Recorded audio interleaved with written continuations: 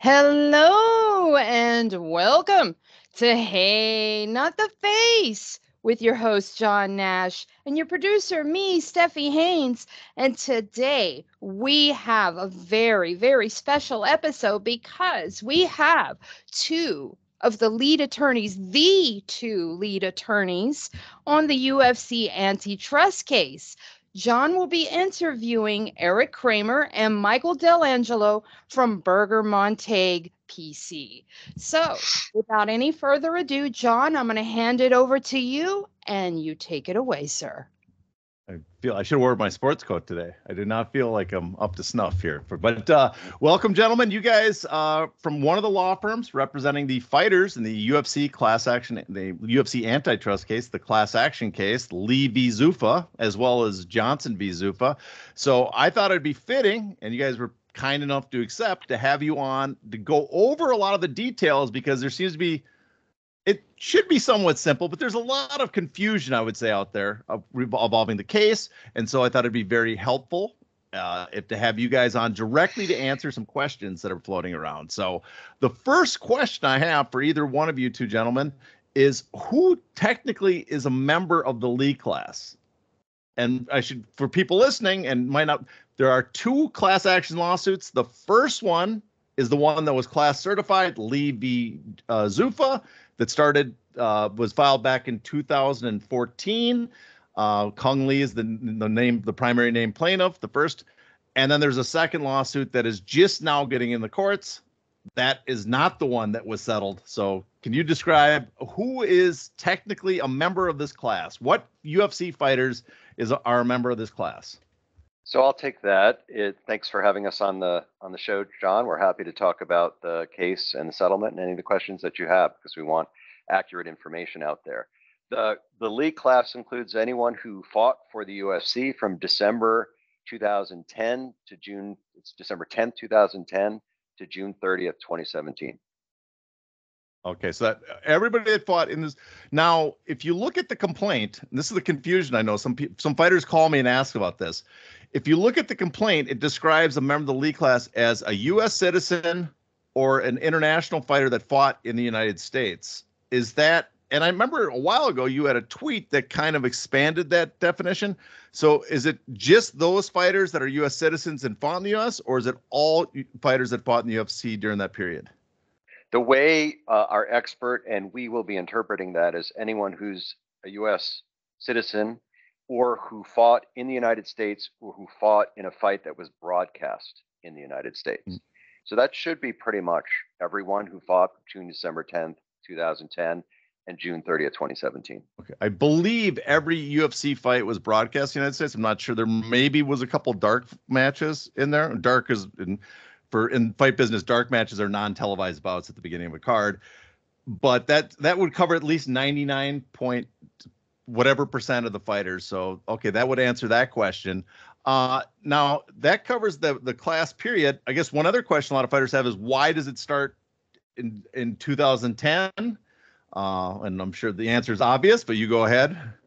We filed the case in December of 2014. The statute of limitations for antitrust cases is 4 years. So we went back 4 years from the date we filed the complaint, December 10, 2010, and then it goes until June 30th, 2017. Okay. And then fighters that fought during that period and continue to fight in the UFC, they are also members of the Johnson class, because the Johnson class starts immediately after this class ends. This class ends June 30th, 2017. Johnson starts July 1st, 2017, right? And so that's correct. Okay, that's correct. So you can, you're not a member of one class. You can be a member of both classes if you fought in both periods. That's correct. And there are over 400 fighters who are members of the Lee class that would also be members of the Johnson class, which is July 1, 2017, effectively to the present. Okay. And how many fighters do we know are in the Lee class right now? Do we estimate? About 1,100. Okay, 1,100. Okay. And so how much will the fighters be getting from the settlement? The settlement was $375 million. What portion gets to go to the fighters? So the portion that goes to the fighters is everything that does not get paid to the lawyers, either in reimbursement of expenses or attorney's fees. plus there would be service awards for the named plaintiffs. So if you put all of that aside, the rest will go to the fighters.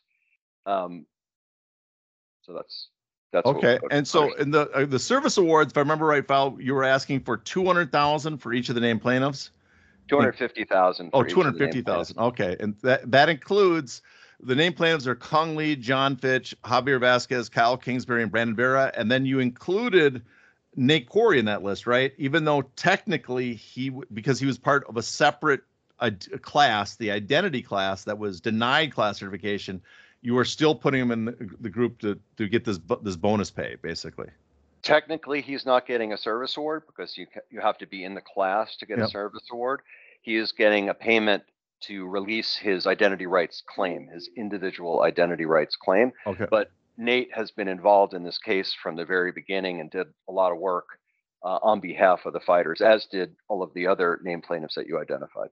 Yeah, I mean, a lot of people have not been paying attention to the case, but if you just need to see the number of times these guys have shown up to Vegas to represent the fighters, it's, right there's a burden of effort that they've done, that they did depositions, they did all this other stuff that other fighters did not do to get this across the finish line.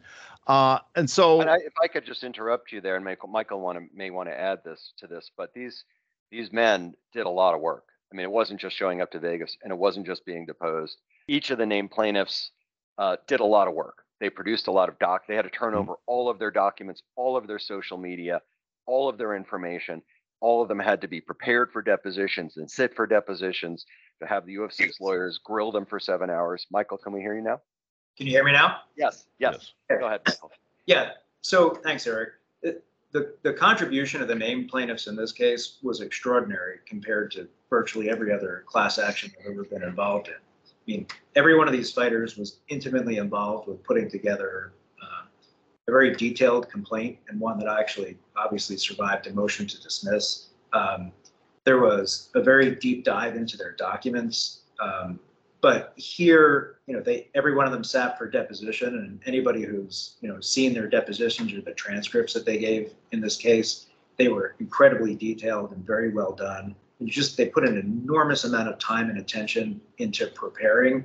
I will tell you from my own perspective, working with them to prepare for these depositions, gave me some sense of what happens in a camp. I mean, the sort of discipline and time that they put into it was really unbelievable. But every one of these guys showed up to numerous court hearings, traveling to Las Vegas, to settlement meetings, but they were on the phone with us all the time, also helping us develop a tremendous amount of information, figuring out, the stories and the parties in this case. And this is really kind of a backstory rich case that has required these guys, every one of them, to spend, literally hundreds of hours on the phone with us, in person with us. And then as we march toward trial, the dedication that these guys had to showing up to Las Vegas, sitting with us in conference rooms day after day after day, getting prepared to testify, was like nothing I've ever seen before.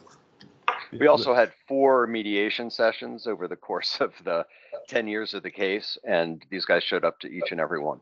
Okay, and I understand too that they helped, like you described there, they kind of help dictate the nature of the case by describing how the nature of the business works for you guys on the outside, and I guess 10 years of labor, which it's a long time to be working on a case. So this is like, she refuses to make this professional here. So there you go. That's I'm busy over here. The amount that's going to go to the attorneys, so that's $1.5 million set aside for those plaintiffs. The amount's going to go to the attorneys. Now you guys have an amount that you asked the court for. First of all, how much is for expenses? How much is for the attorney fees? And then why are the attorneys getting so much? It's going to be a question I'm sure you are asked a lot. So in terms of expenses, this is money that the lawyers put out on behalf of the class for more than 10 years. It's about $12 million. So we spent about $12 million of our and our partners' money investing in this case, mainly on experts. That's a big part of it. Also storing documents and then searching through those electronic documents that are stored. That's very expensive to use the tools and computerized search mechanisms to find the documents and use them and marshal them for depositions and other briefs, and then for the evidentiary hearing. So it was a very expensive case over a long period of time. We invested the $12 million of our own money and our partners' money in the case. So that's the expenses. In terms of attorney's fees, most people are used to contingent fee lawyers. If a corporation hires a law firm on contingency, the typical contingency is about a third. That's just typically how it is. In order for the fighters to get the best representation possible, they didn't have the money to pay lawyers out of pocket the tens of millions of dollars a year that the UFC was paying their lawyers, or even the $12 million just for the out-of-pocket expenses.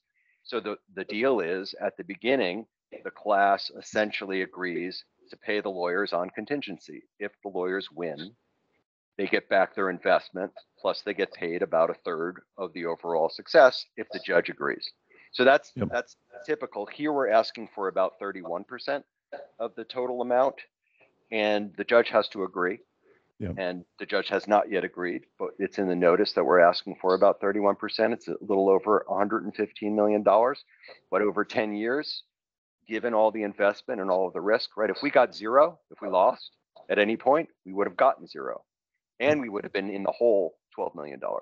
So for a lot of people listening, the $12 million is out-of-pocket expenses for other people besides the firms. That's expenses for the specialists, the econometricians, the experts, and also the 1 million documents you got from the UFC to go through. I think it was over 1 million was cited once. And more, and it's all stored. You have to pay to store it. You have to pay to search it. That's very expensive to just have access to that information.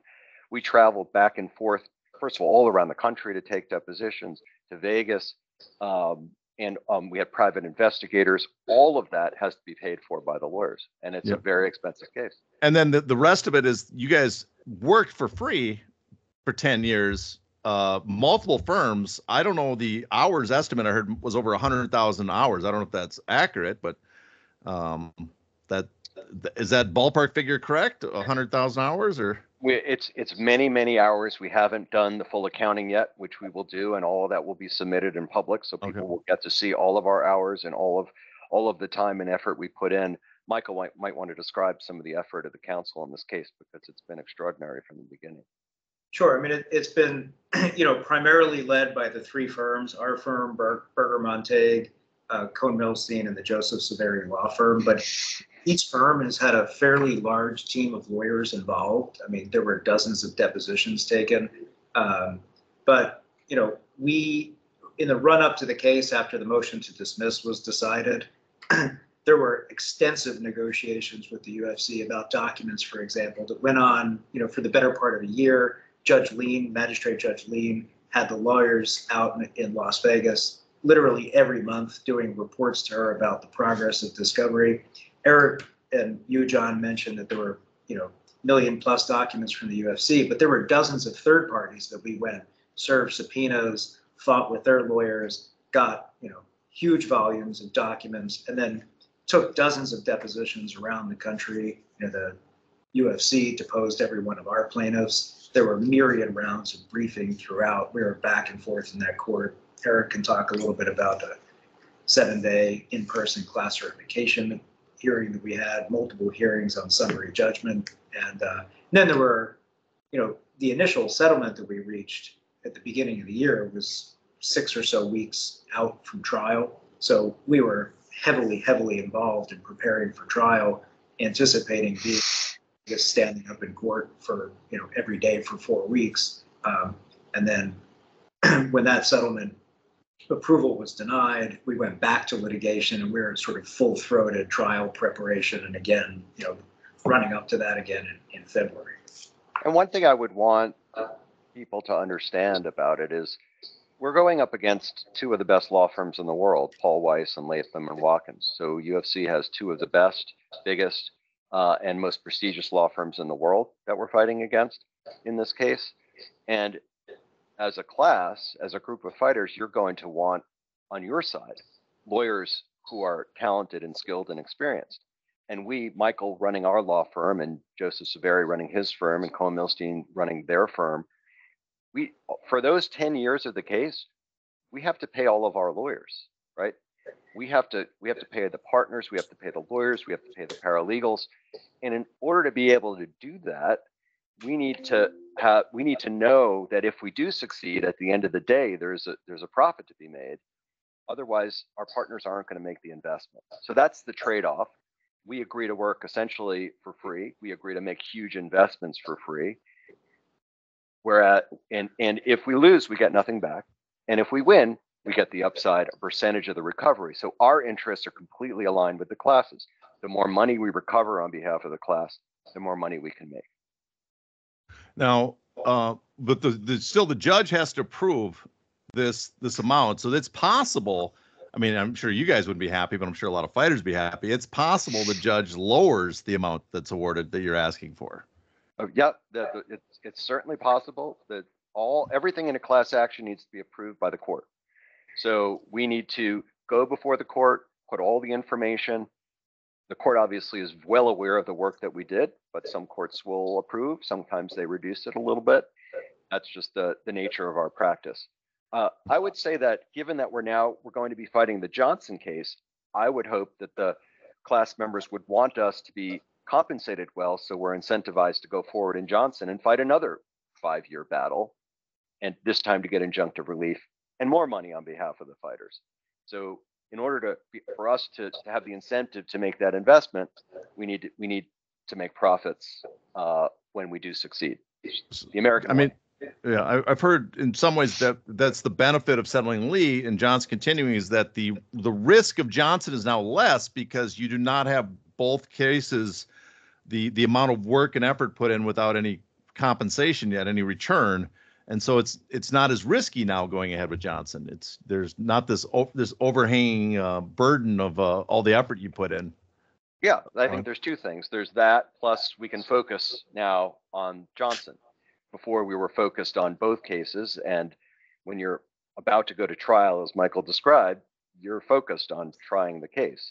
Now we can turn our focus to the second case, the Johnson case, and move that forward. And maybe we'll talk about that later. So let's get to the part fighters probably want to hear the most about, like how much will they individually get? That's the problem. They probably, what is a fighter looking at getting for this? You have about a third going to the firms plus your expenses. I think we calculated at the hearing, it was said between 240 to 260 million should be left over for the fighters after all those expenses are deducted. So I guess a fighter listening to this, what should they expect to be their individual payment from this? Sure. So let me give a breakdown. The average recovery of the fighters will be about $250,000. The typical recovery will be about $90,000. There are a lot of fighters who fought 1 or 2 or 3 times. Those people will get a lot less than people who fought many times. There will be 800 fighters who get more than $50,000. There will be 500 fighters who get more than $100,000. There will be 100 fighters who get more than $500,000, and 35 fighters who get more than $1 million. One other metric, and then you can follow up, that I think fighters might want to know, is that we've looked at this. The average fighter in the league class period, 2010 to 2017, will get about 50% of the money that they earned during that period from the UFC 4 bouts. The typical fighter, median fighter, will get about 85% of the money that they earned from 2010 to 2017 fighting bouts for the UFC.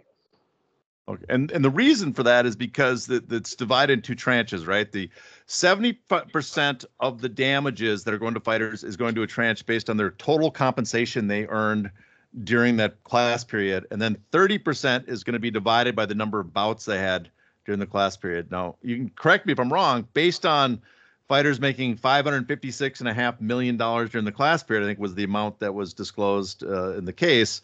And I can't remember, I divided by the number of total fights.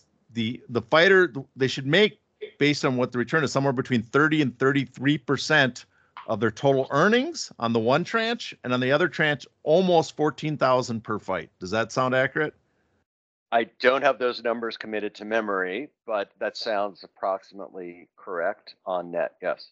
Okay, you guys can quote me later if you want to say that. But okay, so if you're a fighter, just an example, if you're a fighter out there and you fought 10 times in the UFC and made $500,000 during your Kung Lee period, and this is only bout compensation, correct? So only your show, your win, your fight of the night bonuses, your discretionary locker room bonuses, your pay-per-view side letters, but not like the Reebok kit, not the merchandise royalty, just the bout compensation, correct? So correct. So it's all of the bout. We took into account all of the information that we were provided in the case from the UFC about how much each fighter was paid per bout. Yep. So it doesn't include identity rights, only bout payment, but all of the bout information. So I guess for my example, if you bought 10 times during the period, made 500,000 during the period, you would get about roughly $290,000. So over half what you earned during that class period. These are very approximate. Very approximate. Don't hold me on it, but I'm saying that's just a rough estimate so people get a sense of what the settlement might be. Okay, so that's important. Fighters get an idea of what they're going to get paid. The next thing is, when do they get paid is probably the next biggest priority for them.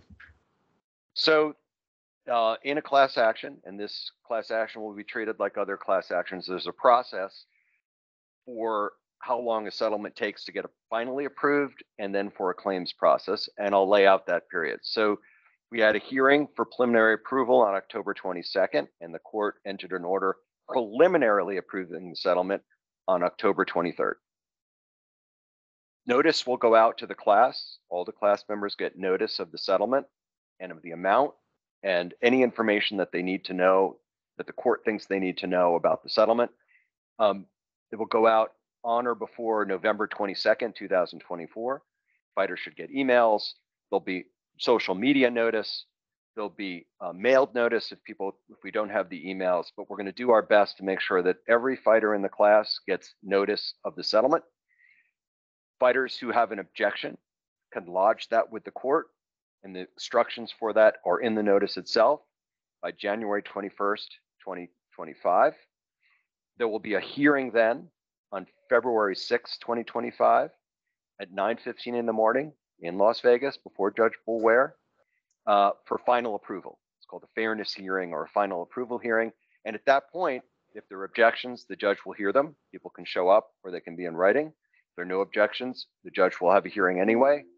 And there'll be a hearing to decide the ultimate fairness and approval of the settlement on February 6th. If the court approves it on February 6th or shortly thereafter, which we hope and expect, then there's a claims process. So now we're in February of 25, court approves it. Within 60 days, all of the fighters in the class will get a claim form. That claim form will have all the information they need to make a claim. It will include how much money we think they made during the league class period from bouts, how many bouts they fought, and we'll have the fighters and an estimate of how much money we expect them to get. And then the fighters can confirm that, or if they have problems with it, if they think the information is wrong, they can tell the claims administrator that it's wrong.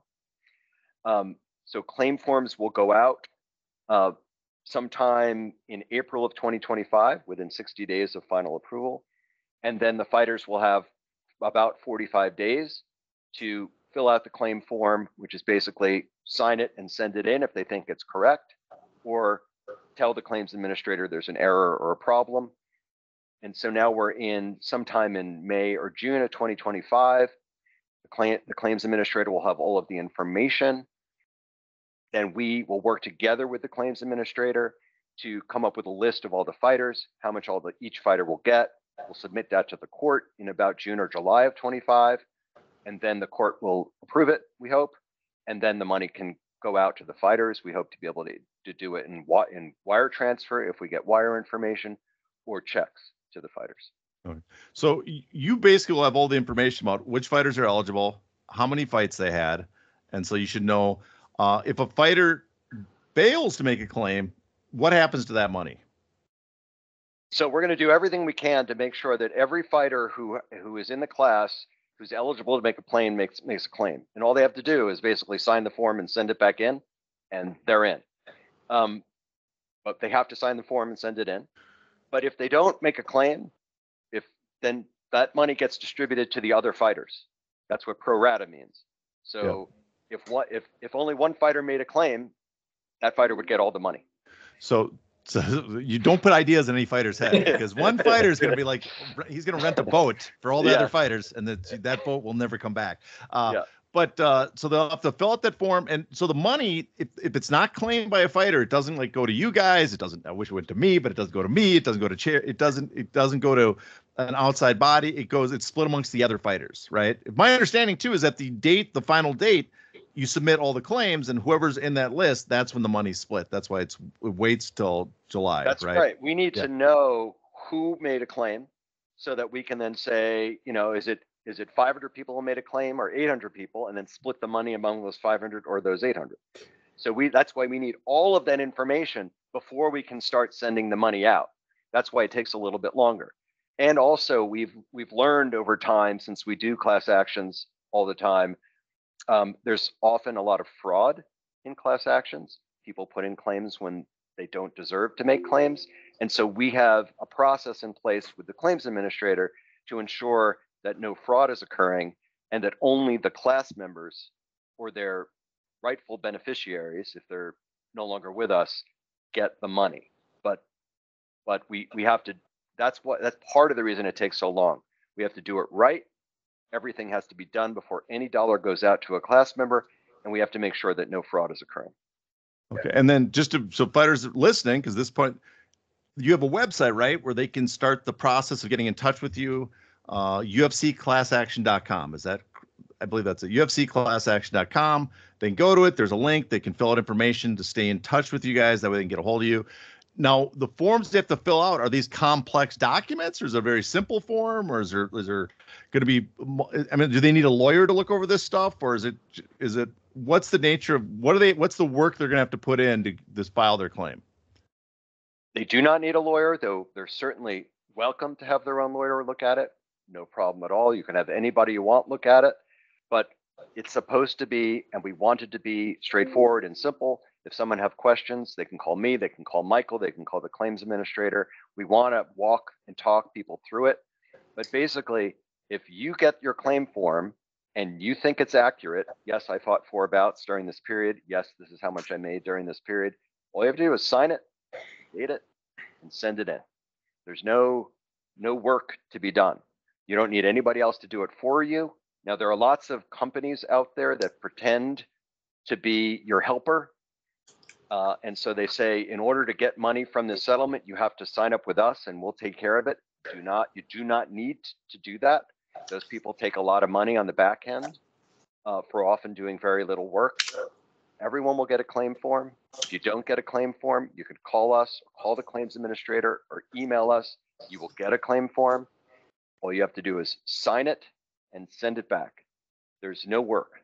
So we want the class members to be able to get this done as easily as possible without having to pay anybody else to do it. Yeah.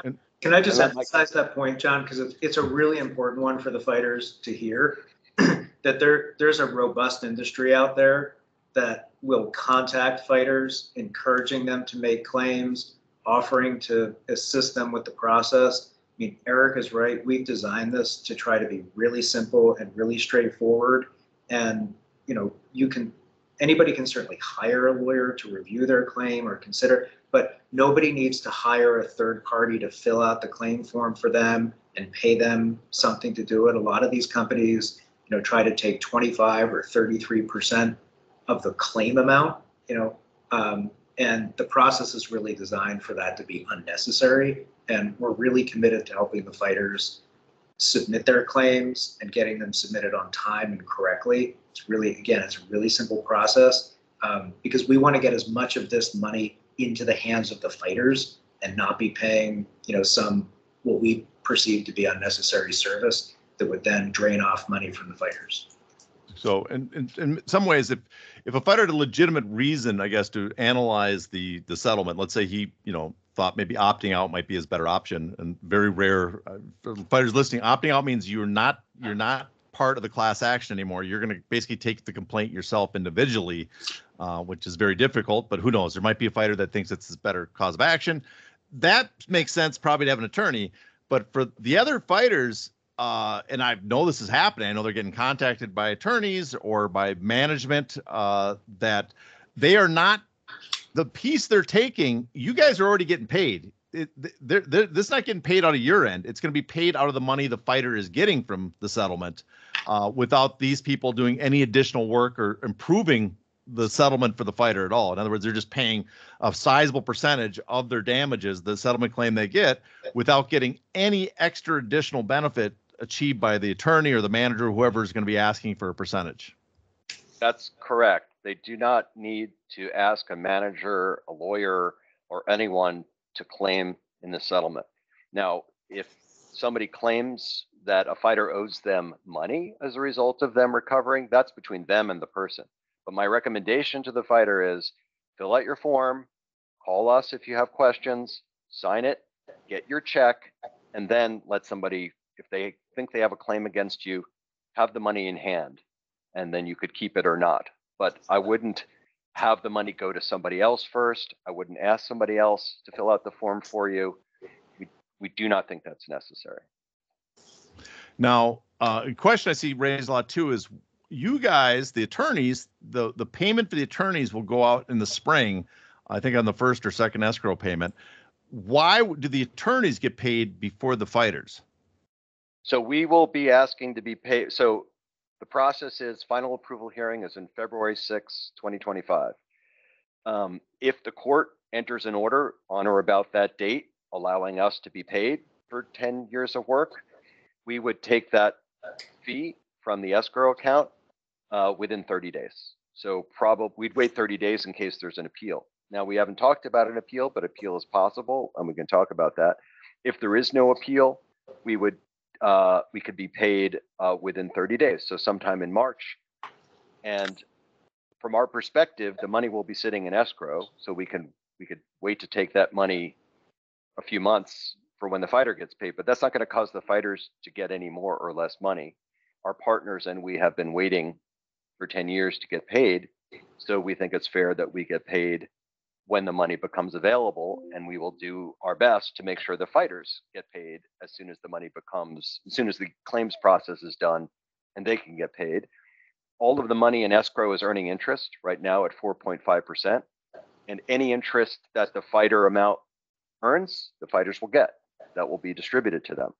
So to the extent there's delay, the fighters are going to be earning interest on that money during the delay. Now, how big? I know I've read some papers on this, that one of the tactics of paying the attorneys is to prevent what's called objector appeal or objector blackmail. So how concerned should the fighters or you guys or everybody be that will be some mounted effort to I guess sabotage the settlement so they can get a piece of it? So what that means is if somebody objects to the settlement and the fee, they will file something with the court. And they say, we object. We think the settlement is unfair to the fighters for some reason, or unfair in that the lawyers are getting too much money for some reason, or what have you. The judge will then have the opportunity to rule. The judge can overrule the objections, and then the settlement goes forward. But if an objector whose objection was overruled, was rejected, decides to appeal to the Court of Appeals, that could delay everyone getting paid, not just the lawyers, but the class members, because nothing can go forward if there's an appeal that has a risk of overturning the entire settlement. So that is one problem, that an appeal could delay everything. Sometimes an objector will just object to the fee, and there's an industry of people out there who are trying to extract blackmail class lawyers by simply making a frivolous objection to the fee and then holding the lawyers up and saying, pay us a few $100,000 to go away, and we'll go away. One way we've tried to deal with that in this settlement agreement is there's a provision that says if there is an objection and that objection is appealed, the lawyers, if they go to their bank and the bank says, and the bank issues a security, meaning saying that if the settlement gets overturned and if the fee has to be paid back, the bank will stand in the place in case the lawyers can't do it. So that provision would allow the lawyers to get paid if there's an objection that goes on appeal. And the reason why to do that is to try to prevent blackmailers from filing an appeal, holding up the entire settlement, holding up anyone from getting paid, including the fighters. So that's why that's there. Okay, but if a fighter has a legitimate concern and it's a non-frivolous nature, he still can file an appeal or show up to the court and tell the judge he does not agree with it. Exactly. If a fighter has a legitimate concern, it is their right to make an objection to the court. They can make an objection to the court, and if that objection is overturned or overruled by the court, they can appeal it. That is process that they have, that they're entitled to as a member of a class in the United States. And if someone, because it's their rights that are being adjudicated, if they do not object and the settlement is approved, they've released their rights, they've released their claim in the lead class. Nobody else can bring that claim again. So their rights are being litigated in that case. And so they have the right to object and the right to appeal if they think there's something unfair about the settlement or the fee. Okay. Now, another complaint you probably heard when the original settlement was announced is a lot of people were disappointed with the original settlement. I think there's less disappointment with this because it splits the two classes, but there is still a lot of people that are frustrated that you guys did not take this to trial. Why didn't you take this to trial? And also, for people that might not be aware, why was injunctive relief, the idea that we're going to change the nature of the business, removed from the Lee case? So I'll take the why did we not take this to trial first. So one thing we wanted to make sure to do is to make sure that the fighters who fought between 2010 and 2017 recovered something real and tangible from the Lee lawsuit. And if you take a case to trial, one risk is you lose. The jury decides you get nothing. Another risk is that you win, but then the other side appeals and takes 2, 3, or 4 years. So a key advantage of settlement is you get something and something significant, and you get it relatively soon. And what you saw from the declarations of the fighters is that a lot of them need this money now. They need the $50,000, the $100,000, the $200,000, the $500,000 now, and will not do them any good 5, 6 years from now. And they don't want to gamble it on a jury trial. So that's why you take a settlement. Here, I would say the $375 million settlement is extraordinary in the context of these kinds of cases. $375 million was about 40% of the damages that our expert calculated, and that is higher than most antitrust class actions ever get in settlement. So this was an extraordinary result. The other thing to know about this case is it is the first monopolization or monopsonization case on behalf of workers to get a class certified, to get past summary judgment and just before trial, and to succeed on this level. So this is an extraordinary result for the fighters, and we wanted to lock that down and lock in that victory and lock in that win, which will, as we talked about earlier, allow us to focus on the second case, the Johnson case, where the injunctive relief is, and where more damages are, right? There are over 400 fighters in Lee that will also be able to recover if we succeed in Johnson. The reason why there's no injunctive relief in Lee is because the case was filed in 2014. The UFC produced documents and data up until 2016. And we took depositions relating to facts and events from 2010 or from about 2005 to 2016. But injunctive relief, meaning business changes, are about what is happening today. We have to show that the UFC is continuing to violate the law today, and we have to point to what's going on with the contracts and the competition today. And we can't show that in a trial in 2025 based on information that we have through 2016. We would need to update all of that information. And so what happened was in Lee was all about damages, historical damages through 2017. And now Johnson, which is going to go from 2017 to the present, will focus more on what's going on now. And that way we can achieve, if we succeed, business changes and additional damages. Michael, you might want to add to that. Sure.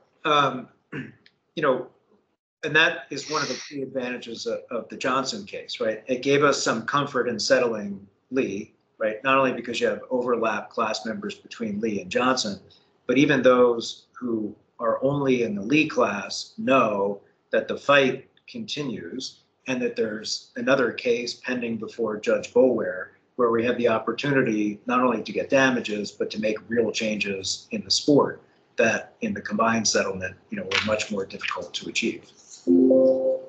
Now, I'm probably, I don't know, it would be acceptable maybe one of you guys to come back in a few weeks or a month or something to talk about Johnson, because I don't want to get bogged down too much, because there's a lot of details in Johnson I would like to delve into, because it's a whole separate case, as we know, and it's just beginning. But one interesting part of Johnson is that it has these arbitration agreement class action waivers, and they're going to have standing now for Johnson to have the injunctive relief.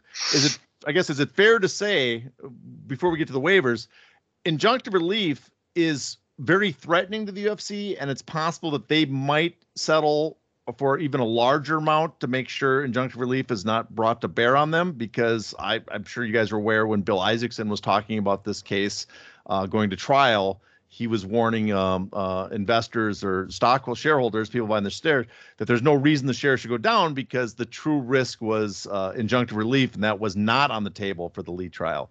So would injunctive relief change the nature of a possible settlement or trial for Lee because it's more threatening to the UFC? I guess that would be my first question.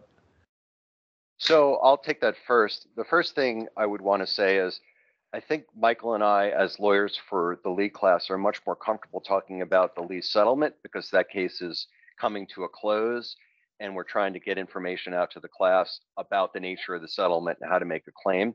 As you know, the Johnson case is ongoing, and so we wouldn't want to disclose either our strategy or detail about an ongoing case for reasons that you can. No one's listening to the show. You don't have to understand. worry. You can disclose everything you want. No one's listening. But So. I would say, just to abstract from this case, just to talk in general about cases where there's injunctive relief against a company and damages.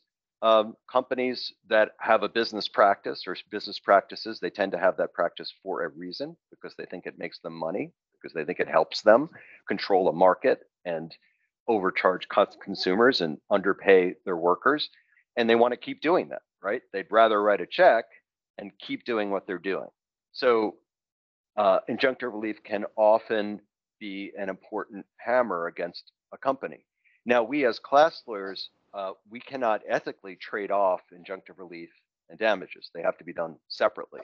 So we to the extent we negotiate in another case, not talking about this case, but in a case, if you're seeking both injunctive relief and damages, you need to keep them separate. I'm first going to talk about injunctive relief. These are the business changes that we're thinking about. And in settlement, then we're going to be talking about damages separately.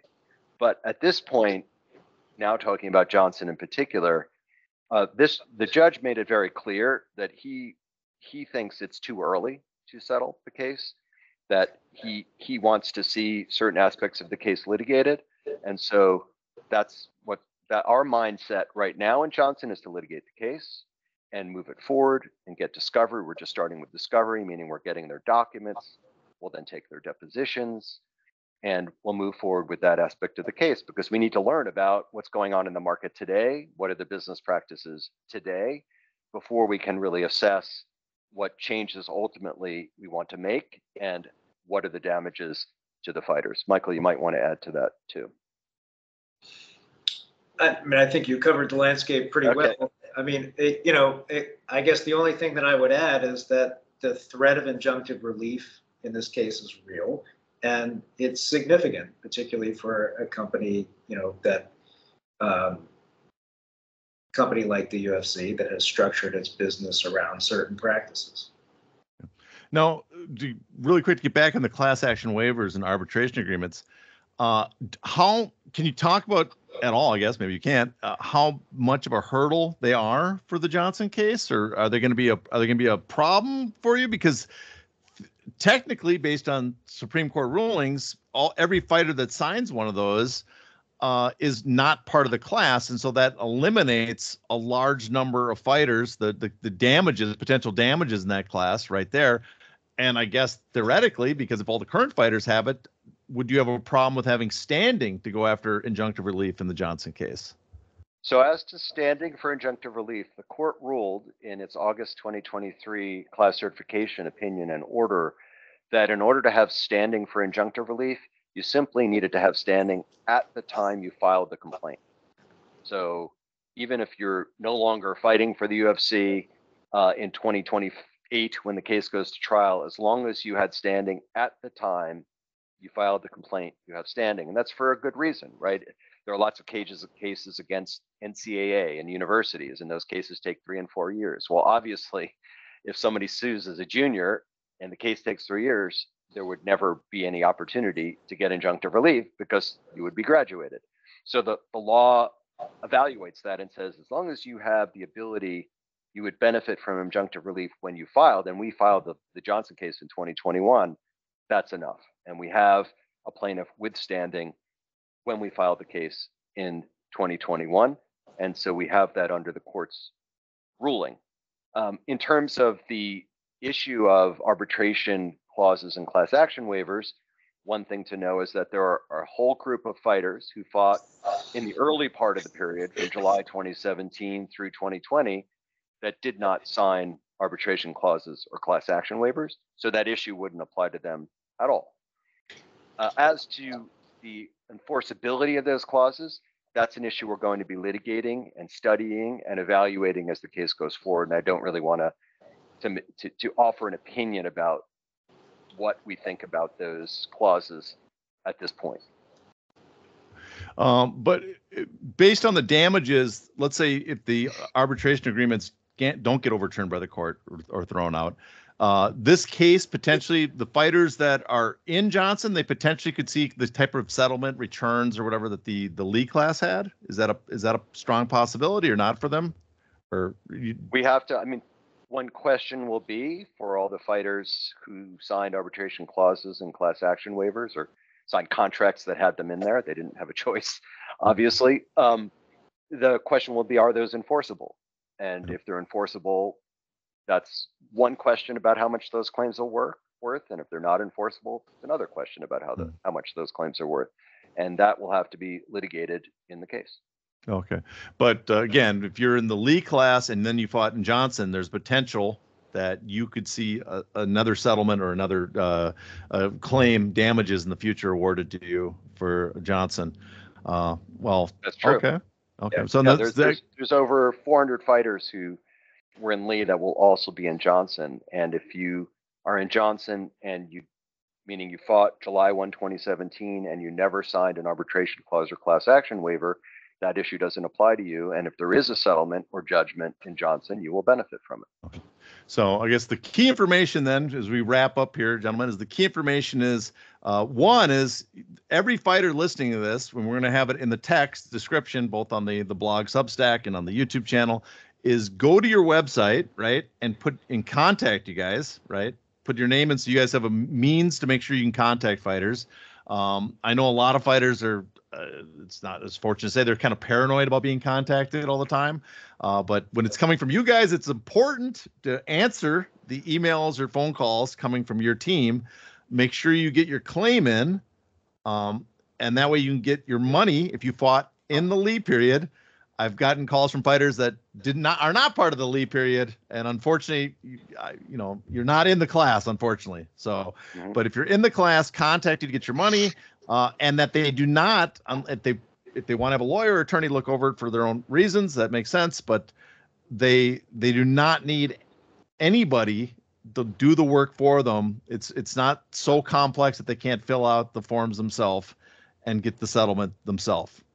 That is exactly right. And if somebody wants to reach me, I'm Eric Cramer. You can look me. It's EricCramer. You can look me up on the web. My contact information, cell phone, email address, unfortunately, is all out there. So really, if you're a fighter and you have questions about your claim, call me. You can call Michael too. You might want to, Michael Dell'Angelo, also on the internet, on our website, etc. Yeah, let me just add, John, another reason that I know some fighters are concerned about being contacted, but a reason to go to that website, update your information, reach out to us is if we have current contact information, we can make sure that you get your claim form. The fighters can decide to do with that claim form whatever they want to do, hopefully sign it and send it back and get paid, but they can choose not to. But the way that we get that claim form into their hands is if we have current contact information. We have information from the UFC. We've tried to update as much of that information as we can, and I think we've done a very good job of it. The claims administrator's job is to take considerable efforts to get in touch with people, but there's always, in every case, some people that move, don't have forwarding addresses, whatever, change email addresses. It can be difficult to get in touch with them, and we don't want anybody to get lost in the process. And I think the website is UFCfighterclassaction.com. Just to be clear, you might have said UFCclassaction.com. I'm pretty sure it's UFCfighterclassaction.com. It will be in the notice. I think it's been in our press releases. And again, you could reach out to me or Michael, and we'll give you all the information you need and where to go to make a claim when that time comes. But remember, you're in the class if you do nothing. So you don't have to do anything to be in the class. But in order to make a claim early next year, about April 2025, if things go according to plan, claim forms will be sent out. And at that point, you need to sign the claim form and send it back if you want to make a claim. Yeah, and I believe it's actually both of them. I think you have both sites. Okay. Yeah, so all right, good. Either one works. Either one works. Good. I go UFC class action because it's probably easier for people not to script the typing when they type out the address. But either one works. You go to it. You click on the updates for the UFC class action. On the UFC fighters class action, there's a separate about contact. Either one, make sure you get in contact with these guys so that they can get a hold of you. You get your form, get paid. I wish I could get a percentage of it. I don't, but if any fighter has pity on me, feel free to subscribe to the Hey Not the Face podcast. So is there any additional information you guys think we need to add, or is that good enough for now? I would say that, John, you've been covering this case from the beginning, and you've put out a lot of really important information about this case. You should be commended for all the work that you've done. You get it right more often than most journalists get it right about this case. So we appreciate all the work you've done on this case to get the information out to the public. I appreciate that. And I've noticed that my articles are on one of your websites, one of those ones. People not aware, I made it. My articles, since Bloody Elbow was destroyed, I wasn't destroyed, but whatever happened to Bloody Elbow, and all my articles were deleted. I let my articles be available to any website that wants to post them. MMA Draw, Kid Nate's, the new Bloody Elbow has them there. We have them on our Substack, and I offered them to a bunch of other websites. No one took me up, but you guys posted them on yours. So I'm more than willing to have them somewhere out there still alive so people can find them. But I guess thank you, gentlemen, for coming on the show. Good luck going forward. Again, it's UFCfighterclassaction.com or UFCclassaction.com. Go to either site, contact them. I can be reached on my Twitter handle. It's the only social media I really use is Hey Not the Face on X, Twitter. I'm also on Threads, but I don't remember what my handle is. So, and I have like 3 followers. So if you want to, you can find me there. But otherwise, subscribe to the channel. If it's free, this will be free, posted free. We have other content that you can subscribe to. Not you gentlemen, but if you want to, we'll take your money. We have no problem with that. But other people want to subscribe. We have content there. Besides that, though, everybody, on behalf of Stephanie, please stay safe. Thank you. Thanks, everyone.